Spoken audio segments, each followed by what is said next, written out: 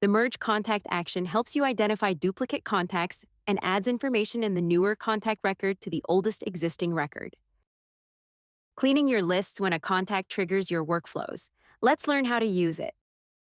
Head to the Workflow tab in the Automation section in your account, then select an existing workflow or create a new one to begin. Add the Merge Contact action at the appropriate point within your workflow. Select how you want the system to identify the duplicate contacts. You can choose between email, phone number, or both.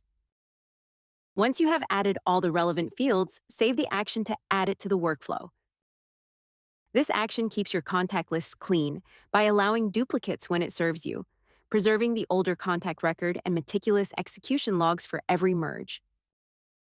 By leveraging this feature, you can automate the search for specific contacts based on your selected value and ensure your contact list is correctly updated, even if you are currently allowing duplicate contacts in your account. We hope you enjoy it.